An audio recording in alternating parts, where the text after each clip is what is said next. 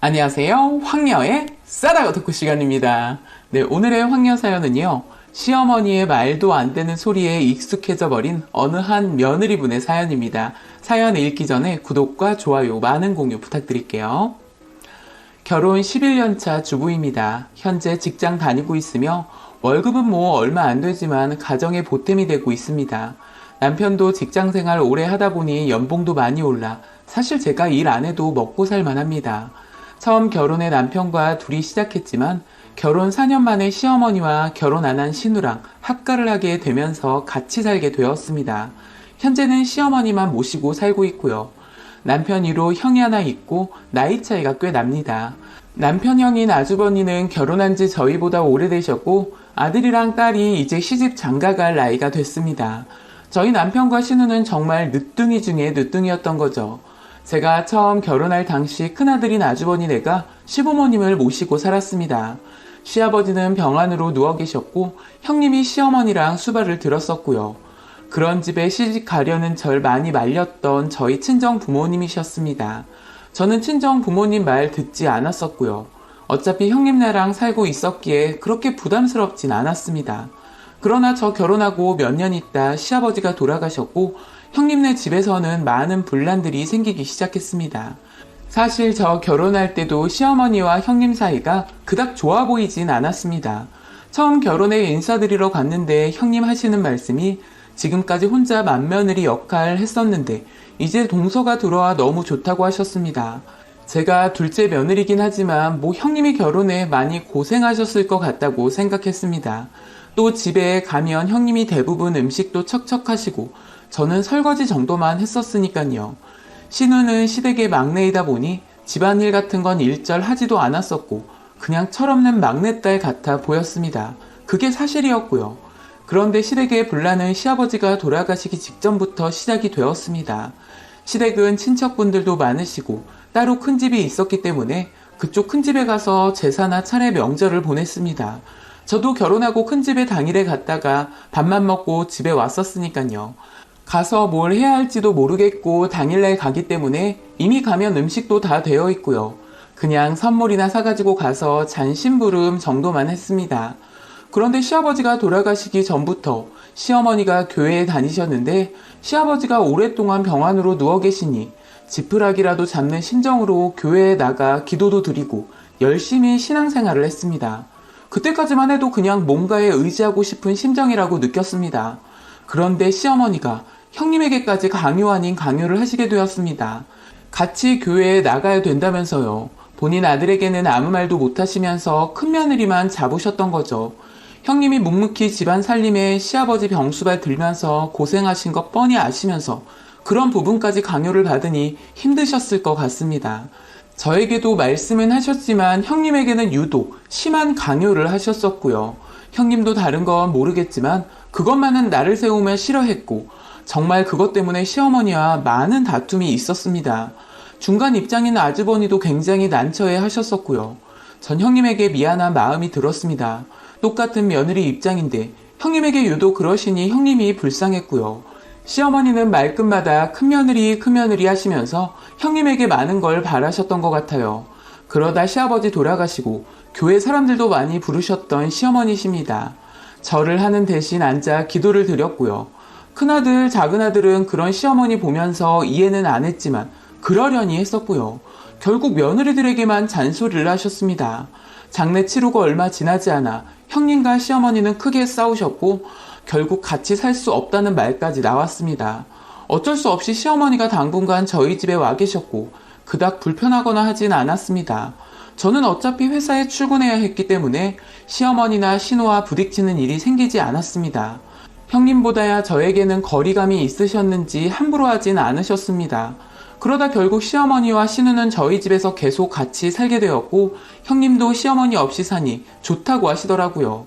동서에게는 미안하지만 사실 시어머니랑 신우 나가니까 집안이 조용하다면서요. 아주버니와 싸우는 일도 안 생겼다면서요. 저도 시어머니와 신우와 살다 보니 집이 좀 좁다고는 생각했지만 나쁘지만은 않았습니다. 음식 같은 것도 시어머니가 다 해놓으시고요. 편한 부분도 있고 불편한 부분도 없지 않아 있었고요. 그렇게 저희 집에 눌러 앉게 되었고 교회 가라는 말씀은 안 하시더라고요. 그 사이 2번의 명절이 지나갔고 시어머니는 역시 본인이 고집하는 방법으로 명절을 보내셨습니다. 차례상 음식은 드시지도 않으셨고 따로 밥해서 드셨었고요. 큰집분들도 왜 저렇게 유난을 떠냐고 했지만 아랑곳하지 않으셨고 되려 친척분들을 이상하게 보셨습니다. 그러니 저희나 형님네도 중간에서 난처하기만 했습니다. 아들 둘은 약간 나 몰라라 하는 분위기였고요. 남편에게도 말해봤지만 본인 엄마 고집 못 꺾는다면서 그냥 하고 싶은 대로 하게 두면 된다고 하더라고요. 그 사이 며느리들만 스트레스가 많아졌습니다. 그러나 시아버지 기일이 왔고 형님네 집에서 제사상을 차리는데 아주 난리도 아니었습니다. 시어머니는 제사상을 왜 차렸냐면서 당장 치우라고 하셨고 이미 차려놓은 상을 어떻게 물리겠어요. 정말 대성통곡을 하면서 큰며느리가 귀신이 들린 거라면서 기도를 하기 시작하셨고 사탄이다 악마다를 외치시며 기도를 하셨습니다. 전 그런 시어머니 보고는 정말 미치신 줄 알았습니다. 평상시에는 괜찮았는데 그날 정말 정신이 나간 사람 같았어요. 더 웃긴 건 시어머니가 그러던지 말던지 아무 말 없이 상 차리고 계시던 형님이 앞건이었습니다. 거기에 시어머니는 대성통곡을 하며 기도를 하는데 아들 둘은 아무렇지 않게 절을 했다는 겁니다. 이건 뭐 울어야 할지 웃어야 할지 난장판이 따로 없었었고요. 다른 집에서는 아마 큰 싸움이라도 난 줄 알았을 겁니다. 그 이후 시어머니는 시아버지 기일에 참석하지 않으셨고 저에게도 가지 말라고 하셨습니다. 평상시에는 멀쩡하다가 명절이나 시아버지 기일만 되면 사람이 이상하게 변하시더라고요. 형님 혼자 음식 하시는 거 뻔히 아는데 둘째 며느리로서 시아버지 제사에 참석 안 하기도 그렇고 회사 퇴근하고 남편과 같이 다녀왔습니다. 그랬더니 사탄이 저에게도 붙었다면서 저를 앉아놓고 기도를 하시더라고요. 본인 아들에게는 아무 말도 안 하시면서요. 그런 모습 보고 남편은 시어머니에게 뭐라고 했고 역시 아랑곳하지 않고 기도를 하셨습니다. 저도 시어머니에게 뭐라고 하고 싶었지만 그렇게 안 되더라고요. 아들들에게는 아무 말도 안 하시면서 왜 며느리들만 붙잡고 그러시는지 이해가 가지 않았습니다. 남편에게도 여러 번 말해봤지만 그냥 신경 쓰지 말라는 소리만 하더라고요. 그 사이 저는 임신을 하게 되었고 아이를 출산하면서 육아휴직을 했습니다. 이제 아이도 낳았고 집이 너무 비좁게 느껴지면서 조금 더 큰 집으로 이사를 가게 되었고 시어머니가 돈을 많이 내셨습니다. 신우는 다시 형님네 집으로 들어갔었고요. 아이 출산하고 시어머니가 집에 계시니 많은 도움을 주셨습니다. 원래 친정집에 가 있으려고 했는데 시어머니가 굳이 그러지 않아도 된다면서 시어머니가 산후 조리하는 거 많이 도와주셨습니다. 그러다 친정 엄마가 저희 집에 오셨는데 직접 술을 놓아 아이 이불을 해오셨더라고요. 작은 꽃들이 수놓아져 있는 이불이었는데 너무 예뻤고 마음에 쏙 들었습니다. 그런데 시어머니가 그걸 보시고는 저희 친정 엄마를 앉혀놓고 미신 같은 걸 믿으면 안 된다. 나중에 천국에 가지 못하고 지옥에 가게 된다. 당장 저 이불은 가지고 가셔야겠다라면서 말 같지도 않은 말을 늘어놓으시더라고요. 교회 나가시면서 작은 꽃무늬 같은 게 있는 그림이나 나무 그림 같은 게 있는 걸 보시면 굉장히 민감하게 받아들이셨고 말끝마다 사탄이다 악마다 무당이나 미신 같은 걸 믿는 순간 지옥문으로 가게 된다면서 진짜 말도 안 되는 트집을 잡으셨습니다. 사실 그런 소리 하는 시어머니가 제일 무섭더라고요. 예전에는 교회 말고 무속신앙에 빠지셨다고 들었는데 어쩜 귀가 그리도 얇으신지.